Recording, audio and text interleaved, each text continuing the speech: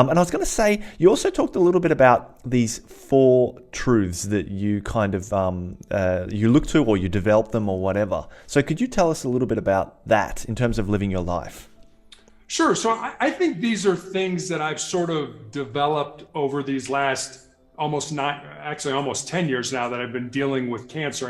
And I kind of look at them as sort of the bedrock of my soul. They're good things, I think, to build a life off of. And I'll give them to you. And if I'm looking down, I have them here on a Post-it note on my desk. And I see them every day, and they kind of get reinforced in my brain. So the first one is this: you need to control your mind, or your mind is going to control you.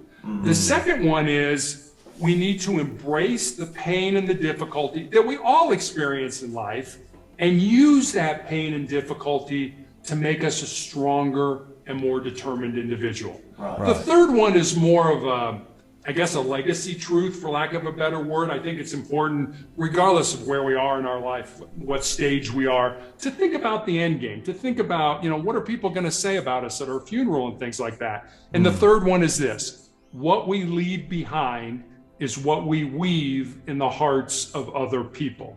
And then the fourth one is pretty self-explanatory. As long as you don't quit, you can never be defeated. And as I said, I use these 4 truths, and I would certainly, in terms of your audience, if some of these work for you, take them and use them. If all of them work, take them and use them. They're things that I've developed over my 9-year battle with cancer. I'm sure as you go through life, you'll have some, absolutes that are like, you know what, I can rely on this. This is bedrock that I can build a life off of. Yeah, and we could just go through them a little bit here. So this idea of controlling your mind, a lot of people don't know how to control their minds in terms of when things go wrong. That's the first thing to go. So oh man, I can't control my thoughts. So how did you develop that ability to control your mind? That one probably for me started back when I was in high school. I was able to actually play basketball all the way up through college, and I actually went to college on a basketball scholarship. But when I was like 15, 16 years old, I had multiple knee surgeries. And I remember when I went back playing, my mind started putting these negative thoughts into my brain. Things like, hey, you had these surgeries, you're probably a step slower, and college coaches aren't going to be interested in recruiting you because you've had these knee surgeries. So I think the first thing that I had to do is recognize that these thoughts were there. And I've read several articles that said, on any given day, we have 60 to 70,000 thoughts that go through our brains. So if you're a negative person, and you one day say, hey, I want to start being positive, that's probably not going to happen overnight. You're probably going to have to, first of all, recognize those thoughts are there, and then flip that switch, flip that narrative around. And that's exactly what I did. So I've got these negative thoughts, and then I'm like, wait a minute, I'm still playing at an elite level, and coaches are still contacting me about wanting to come and play for their colleges. So this negative thought pattern that's going through my mind, no, I got to switch that. Oh, there's a thought. Switch that, change the narrative to something positive, and over time, you will have more positive thoughts in your brain than you will have negative ones.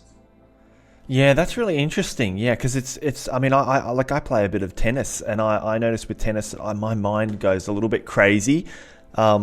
So I actually started steering towards some different sports that were a little bit more give me less time to think. I like racing karts. So for me, I find that I get much more in the zone there because I don't have time to have those thoughts, if it makes sense. Whereas on the tennis court, I sit there waiting. You're waiting for the ball to come to you, and you've got all these thoughts beforehand. So, that's really interesting that you're able to develop that ability to be positive.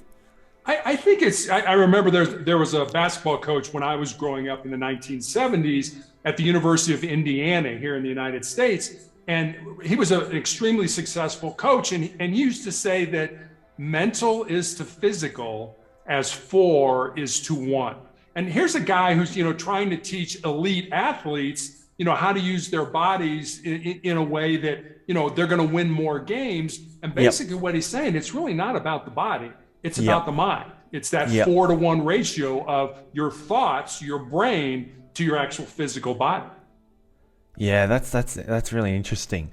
Okay, so your next point was embrace the pain, and that'll make you stronger. So I think that's also a really interesting thing because a lot of people. I saw this kind of TV documentary one time. It was about this guy who was trying to learn to tightrope walk in Australia, and what was interesting is he went to see this army guy, and he had this device. It's like a little electric rod, and it made. Like he said, I'm going to try to attack you with this rod. It does not hurt. It does not cut your skin, but it actually made, because of the electricity, it made the guy feel like he was being stabbed. And he said it was so painful, but it was mainly painful because of his mind. Like he would chase him. He goes, okay, I'm going to stab you. And he'd be like, okay. And he stabbed him and he goes, oh my God, that is so painful. Oh, wow. And he was really terrified. And then after that, the guy was really paranoid and he was like hysterical about being gut again, even though it was not going to do him any physical damage. And then I don't know exactly what they did, but they did something to get his mind over that pain barrier or something. And he noticed that the next time he got zapped by it, it didn't hurt as much. And it was all to do with his mind, his interpretation of it. So yeah, it's really interesting. It really is. And if you think about it, our brains are hardwired to avoid pain and discomfort and to seek pleasure. So, when you get in a situation where you're experiencing pain and we know people, what happens when pain comes or there's an excess of pain, what do people do? They turn to drugs, they turn to alcohol, they turn to making bad decisions. And I guess what I'm saying with that second truth is, instead of running from pain, instead of trying to get away from it, what if you did just the opposite? What if you flipped it inside and burned it as fuel or used it as energy to make you a stronger person? And, sometimes people, I get accused of, well, you could do it, but I could never do it. Yeah. And I'm like, no, I'm not. I am the biggest wimp in the world. But, I really am. I mean, when I was a little kid and I knew my mom was taking me to the pediatrician for a vaccine, I would wait till she got out of the car and then I would lock all the doors from the inside because I was so afraid of this. And my mom, this was long before key fobs were available. My mom used to have to go in and get the pediatrician and his nurse, and we played this little cat and mouse game to sort of extract me from the car. And literally, my pediatrician would carry me in over his shoulder to get a simple vaccine. And now I'm on a clinical trial drug where when you initially start the drug, you have to have several hours, 8 to 10 hours of monitoring your blood. So you get your blood. So there are days that I get stuck with a needle now 18, 19, 20 times in one day. Yeah. Does it hurt? Yeah. I mean, it's a needle stick. It's not a huge issue, but you're just like, oh God, here it comes again. Here it comes again. Here it comes again. But so you get used to it in a certain way. You do. You're like, all right, give it to me. Give it to me. It's, it's going to make me stronger. Give it to me again. It's going to make me stronger. And it's that mindset. Sounds exactly like what you were talking about with, giving that guy a little jolt of electricity, that you get to the point where it doesn't hurt anymore. Now I'm just using it as fuel to make me stronger. Yeah, that's really interesting.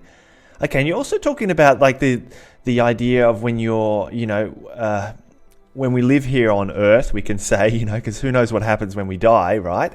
So leave behind, what you leave behind is what you leave in the hearts of others. So can you talk a little bit more about that? Yeah, I think that's just, it kind of goes back to the story I told you earlier about, when I knew I was going to have these procedures, my leg was going to be amputated and I had these tumors in my lungs, I planned my funeral. And, a lot of people just were like, that's so negative. And I'm like, why is that negative? I mean, we're all going to die. If you live your life, death is not that scary as far as I'm concerned. So I think it's important for all of us to think of sort of the end game, because I don't care if you're 20 years old or 40 years old or 80 years old, we're all going to die. And what kind of legacy do you want to leave? And it goes back for me to serve. How am I able to make an impact on other people? And I've spent a lot of my life, I was a policeman for a number of years and things like that. I was in hospital administration. I've always wanted to help people, to make a difference in people's lives. And so I think it's important for us to think about, what are people going to say at our funeral? And that doesn't mean you have to live a life based on what other people are going to say about you. You don't. You need to live a life that's true to your purpose. But I just think it's important for all of us to, what legacy are you leaving behind? Are there things that you could do, whether it's with your family, whether it's writing that book or that piece of music or painting, whatever it is that will live on after you? I think it's real important that we weave that in the hearts of other people. And that way, when we go, our life has more of an impact. And I talk about these tumors in my lungs, and I'm on, as I mentioned, a clinical trial drug that more than likely isn't going to save my life, but may save the life of somebody 5 or 10 years from now. And if that's the case, then my legacy will be, hey, this drug didn't work for me, but the data the doctors gleaned from me is going to be able to be used to help somebody down the road. And for me, that just makes my life even more productive. Yeah, like I don't know if you've ever seen that film Lorenzo's Oil, but it's a really traumatic film. Have you seen it? I have seen it. Yeah, that's really true. I mean, it's only a little boy, and I just felt so bad with the pain he was going through on a daily basis. But obviously the legacy that he left behind was just incredible. And what he taught to the parents was amazing because they learned all this stuff so that they could help future kids or anyone with that condition. So, yeah, that was amazing. Okay, and so you also talk a bit about don't quit. If you don't quit, you can never be defeated. I think that's a really interesting idea as well. Could you flush that out a little bit for us? Sure. So, my pain is going to end someday. It may end through medication. It may end through surgery. Quite frankly, it may end when I die. But if I quit, if I give up, if I give in to that pain, then pain will always follow me. It will always be part of my life. And it's that more than likely will be a mental type of pain. But that's why I look at it like, as long as you keep moving forward, as long as you keep putting one foot in front of the other, you're growing, you're moving forward. And it goes back to our brains, sort of being hardwired to avoid pain and discomfort and to seek pleasure. And when you get into that, the brain likes the status quo. Don't mess with things. Things are good now. Things are fine. But the only way you're going to grow, the only way you're going to get better, the only way you're going to develop is if you step outside that status quo. And I always tell people, every day of your life, you should do one thing. And it doesn't have to be a big thing. You should do one thing that scares you, that makes you nervous, that could be potentially embarrassing for you.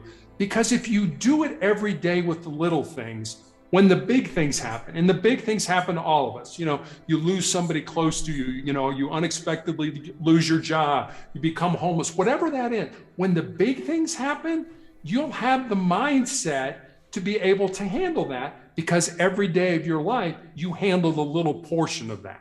Yeah, that's big. That's a hard one.